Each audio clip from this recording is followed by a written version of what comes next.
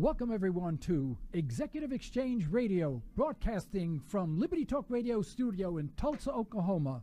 I'm your moderator, Joe Cristiano, better known as America's foremost corporate exorcist. This program is hosted by Dr. Jennifer Beaman and Mr. Jorge Gutierrez, both members of the BMOC group and a trusted advisors to chief executives and business leaders across the nation. During our live broadcast, we ask you to call with your questions or comments, 646-652-4620. I'll repeat that, 646-652-4620. Press the 1 button if you're listening in and you want to ask a question or make a comment, you want to break in, press the 1 button. Today we're going to explore the concept of talent and talent management. George, Jennifer, Dr. Beaman, welcome. Thank you. Well, thank you so much.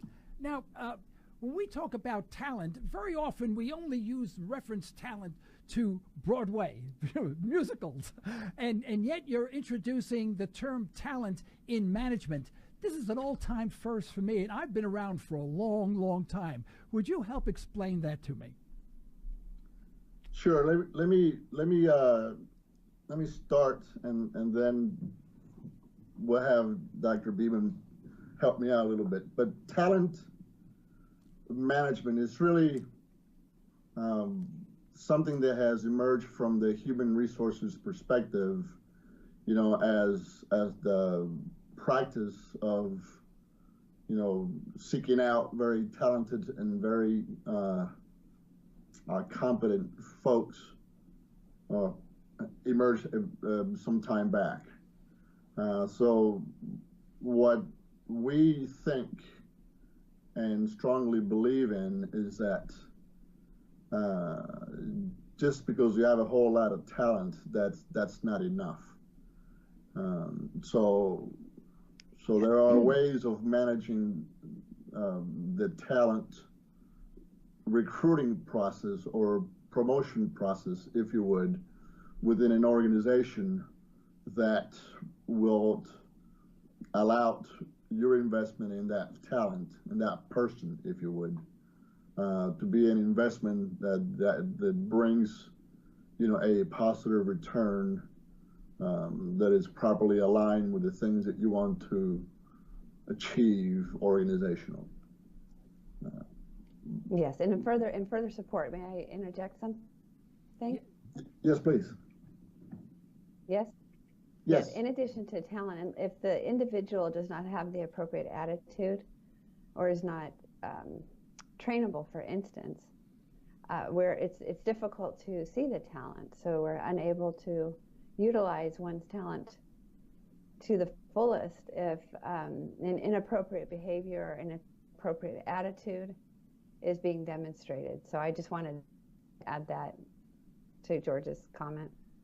Now, let me ask you, how do we define talent? Because I in my head is stuck talent, I think of someone, you know, dancing on stage. But since I don't reference talent with a interview process for management, for a management position, I'm having a difficult time, and maybe the audience is having a difficult time saying, how do I identify that? Or first of all, how do I define it? Once I define it, how do I recognize it?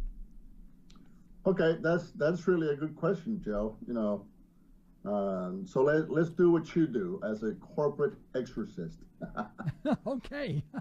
let's bring out this talent thing in a way that we and the audience can visualize it. So you're correct.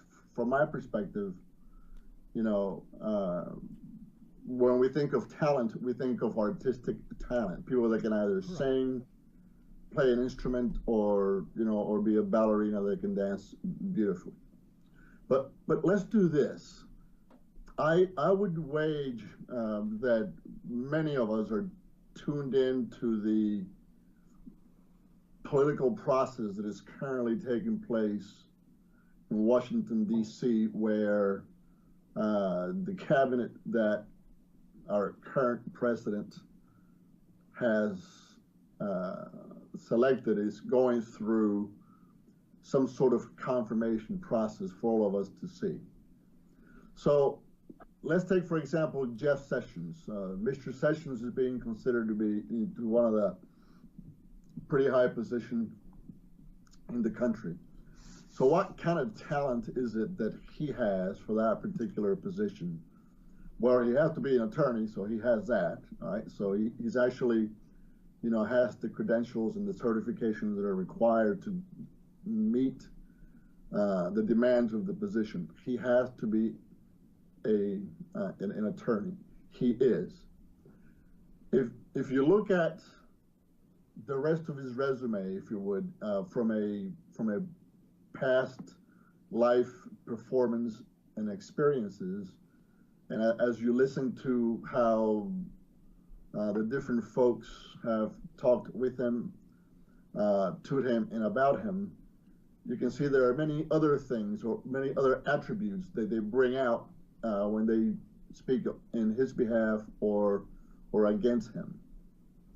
So we can see, that if we use the opening statement of talent is not enough, you can see this guy is a very talented individual. He's got the right education, he's got the right experience, but he's also done some things that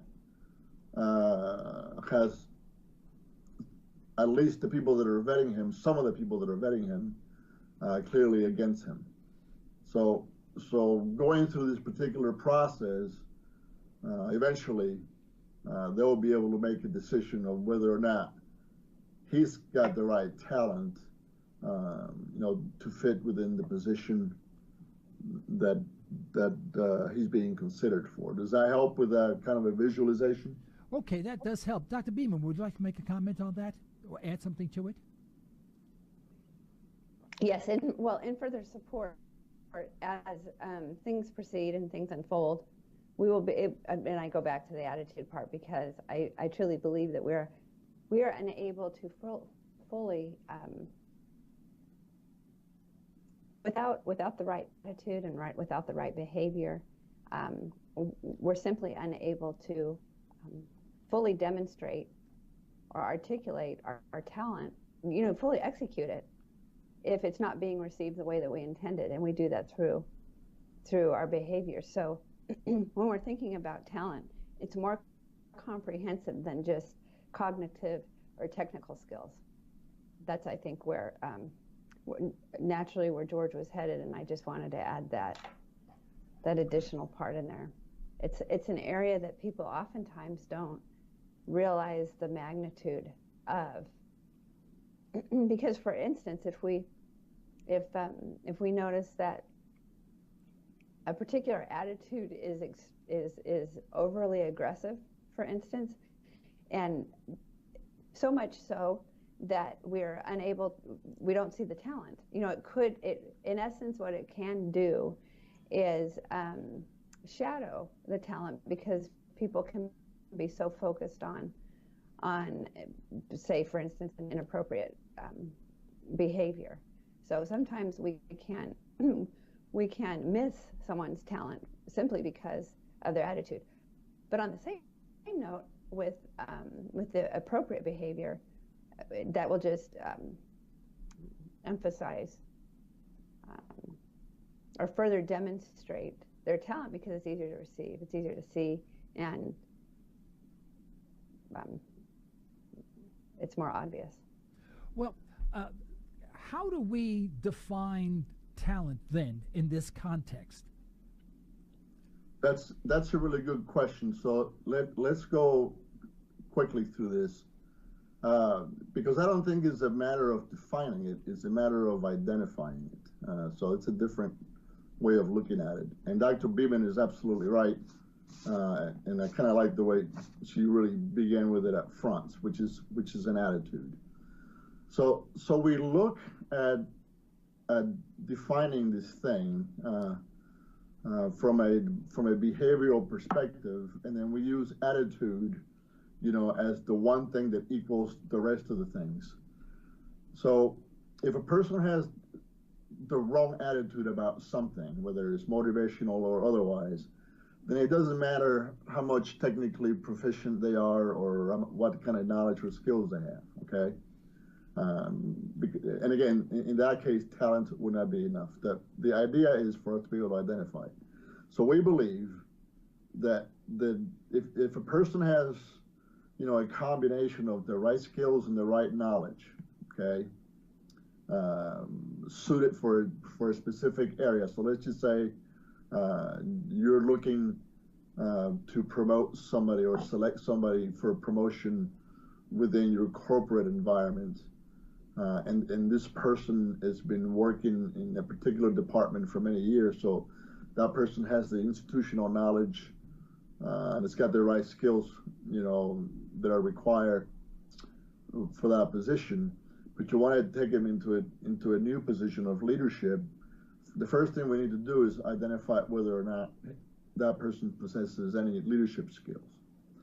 And the way to do that, you do an assessment. So you have to be able to answer the right types of questions. Does the person have the right skills? Does the person have the right knowledge? And then if the answer is in the positive, then does the person have the right goals? And are the goals in alignment with the organizational goals? And we know that if you can get that far into the identification or defining this talent thing, then we know that that individual will experience positive behavioral changes, as they grow into a new position or in the position that they're in. And so those behavioral changes equals to improved results in two different levels, at the organizational level and also at the personal level, which is really where we want everybody to be sort of balanced out, as they engage within the work environment. Well, the talent changes depending on the level of the position that you're in. If you're a first-line supervisor, if you're a technician and you're working as a technician, you require certain talents. To be a first-line supervisor of maybe the technicians, that changes the paradigm altogether. Now, Warren Buffett, for example, has a lot of talents, but he may make a very poor technician on the line. So his talents are very different.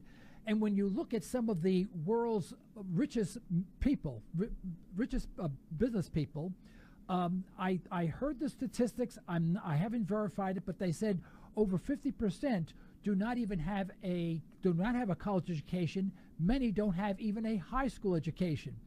So it's interesting that the definition of talent for a particular job changes with the job function and the scope of the job itself.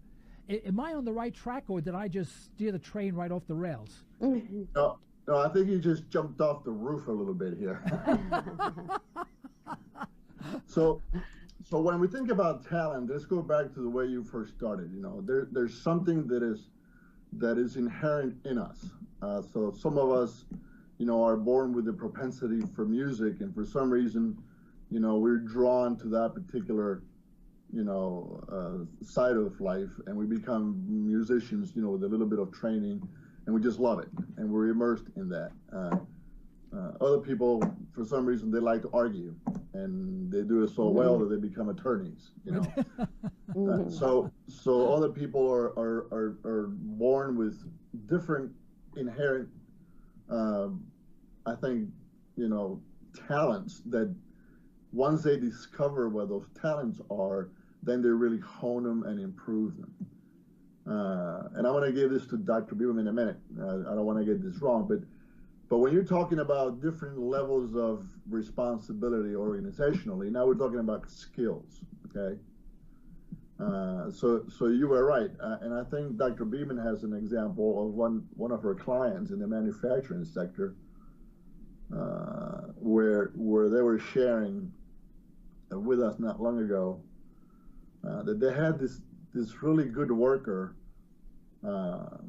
and he had been within that department for a bunch of years, and because of seniority, someone decided, to give him a chance of becoming the foreman.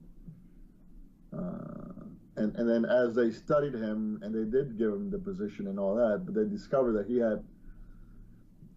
he was talented at what he was doing on the floor, but he didn't have the skills, right, to become a supervisor. And we see that quite often. You select your super workers, and because they're doing so well in the position, then all of a sudden you think, well, if we can have 10 of those, we can put them in charge of the whole department, and then we'll flourish. Well, what happens is when they don't have the skills, in this case, the right type of leadership skills, like you were talking about Warren Buffett, he's got certain skills and certain talents that he uses very well. But if you put him somewhere else, he'll fail at it. And that's what happened in this example.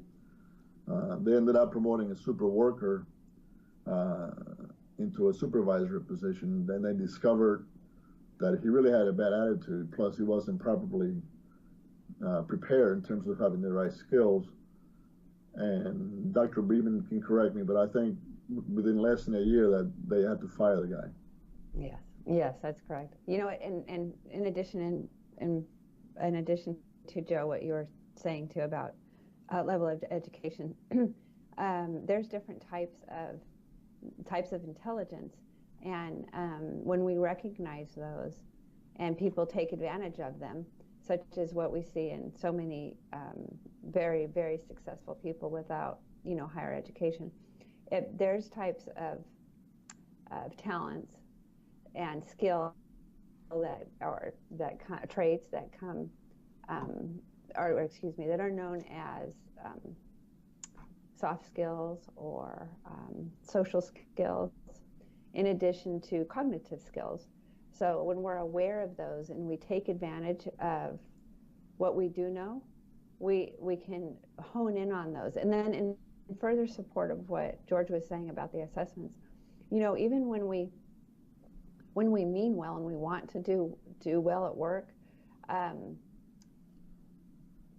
oftentimes we try to be transparent so we can succeed, but there's blind spots. Everybody has blind spots, no matter how honest and transparent we are. So the assessments will help unveil those and give us the opportunity to identify those, so we can take advantage of what our natural and inherent traits are, so we can hone in on them. So because sometimes we might have an inherent skill or a talent that